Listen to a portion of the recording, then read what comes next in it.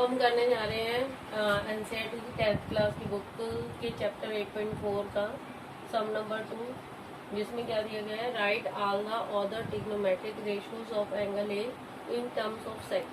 मतलब कि trigonometric ratios जो है दूसरी, उन सबको हमने सेक की फॉर्म में लिखना है। तो दूसरी ट्रिग्नोमेट्रिक रेशियोज हमारे पास कौन कौन सी है, पहले हम देख लेते हैं। फर्स्ट हो गई आपकी साइन ए, सेकेंड हो गई कॉज ए, थर्ड हो गई टेन ए, फोर्थ हो गई आपकी कॉसिकेट है, और फिफ्थ हो गई आपकी कॉट, और लास्ट हमारे पास सेक। ठीक है, अब हमने इन सेके तो हमें दिया हुआ है, इन सभी को हमने सेक की टर्म्स में डालना है। तो अब हमने हमारे पास जो फार्मूलाज हैं उसमें देखते हैं कि सेक जो है वो किसका रिलेशन है। तो हमारे पास फर्स्ट फार्मूला जो है कि tan square A plus one is equal to sec square. ठीक है, तो अब ये सेक स्क्वायर और टेन में रिलेशन आ रहा है, तो इसी से हम पहले सेक की फॉर्म में, टेन को हम सेक की फॉर्म में लिख लेते हैं। तो हमारे पास क्या आ जाएगा, tan square A is equal to sec square A minus one.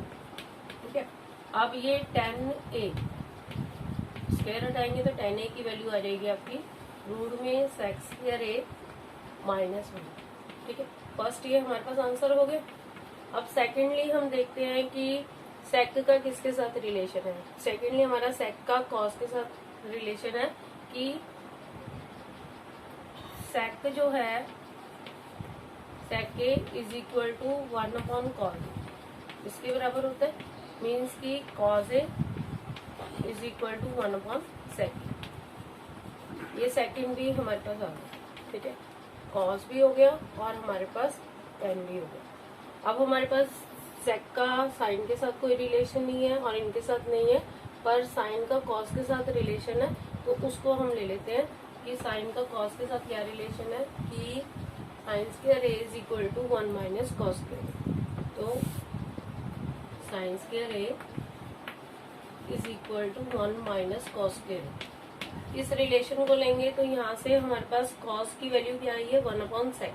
तो इसको यहाँ पे हम पुट कर लेते हैं। तो sine square A is equal to one minus cos की जगह पे हम लिख देंगे one upon sec A, sec square ए।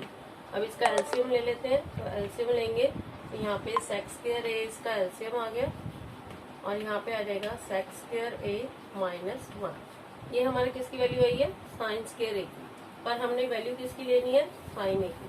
तो साइन ए की वैल्यू क्या आ जाएगी हमारे पास, अंडरूट में सेक square A minus one upon में सेक। ठीक है, ये हमारे पास थर्ड आंसर हो गया। अब हमारे पास साइन भी हो गया। अब साइन का कॉसिकेंट के साथ रिलेशन है कि वन अपॉन कॉसिकेंट की वैल्यू क्या होती है, वन अपॉन साइन ए। तो कॉसिकेंट की वैल्यू हम ले लेते हैं। कॉसिकेंट की वैल्यू होगी हमारे पास, cosecant A is equal to one upon sine A. तो साइन ए की वैल्यू हमारे पास ये आई है, तो इसको हम पलट लेते हैं। तो कोसिकेंट की वैल्यू क्या हो जाएगी, इज इक्वल टू सेक के अपॉन साइन ए की वैल्यू हम पुट कर रहे हैं, तो यहाँ से ये अंडरूट में सेक स्क्वायर ए माइनस वन। ठीक है, अब ये हो गया हमारे पास कोसिकेंट, ये हमारा फोर्थ आंसर भी आ गया। अब हमारे पास नेक्स्ट जो है कोसिकेंट भी हो गया। अब हमारे पास क्या आ गया, कॉट। तो कॉट जो है वो वन अपॉन टेन ए के बराबर होता है। कॉट का टेन के साथ रिलेशन है, तो कॉट जो है, cot A is equal to one upon ten.